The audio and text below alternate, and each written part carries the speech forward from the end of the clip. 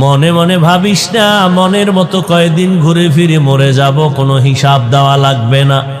হাসরের ময়দানে আসামির কাঠগড়ায় দাঁড়াইয়া জবাব দিতে হবে, বান্দা আল্লাহর দেয়া নিয়ামতের হাতটা কোন কাজে ব্যবহার করেছো? আমার আল্লাহ হাত অনর্থক দেন নাই, দুটো চোখ দিয়েছেন আল্লাহ বিনা কারণে দেন নাই, দুটো কান দিয়েছেন বিনা কারণে না, অন্তর দিয়েছেন বিনা কারণে না। কিয়ামতের দিন হাত যে ডিউটি করার জন্য আল্লাহ দিয়েছিলেন সে ডিউটি পালন করছো কিনা জবাব দিতে হবে। সুম্মা লাতুসআলুন্না ইয়াওমাইযিন আনিন নাঈম।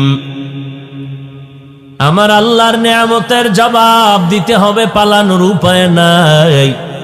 পয়গম্বরের সাহাবী ওমর ফারুক রাদিয়াল্লাহু তাআলা আন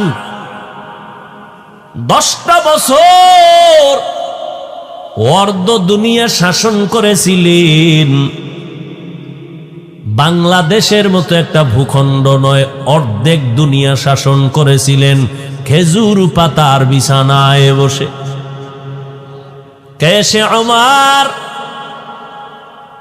অর্ধ দুনিয়ার রাষ্ট্র পরিচালক, একা একা হাঁটেন, কোনো বডিগার্ড নাই, কোনো সিকিউরিটি গার্ড নাই। দুশ্মনেরা কয় এত বড় একজন বাহাদুর, কোনো বডিগার্ড নাই, তারে মারা তো অনেক সহজ।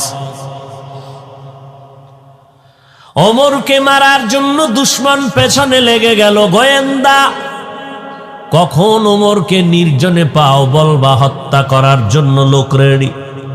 হঠাৎ আওয়াজ আসলো, চেটিয়াল ময়দানে ওমর আরামে ঘুমায়, একা একা কেউ নাই।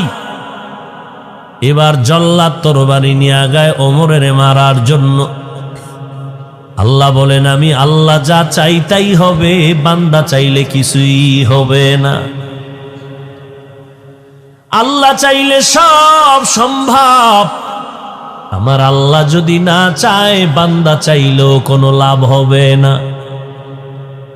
বান্দা চেয়েছে ইব্রাহিম নামের বান্দা দুনিয়াতে আসবে না, আল্লাহ চাইছেন আসবেই। নমরুদের মতো বেঈমান ফিরায় রাখতে পারে নাই। ফেরাউন নামের বান্দা চাইলো মুসা নামের বান্দা আসবে না, আল্লাহ চাইলেন তোর নাকের ডগায় আসবে।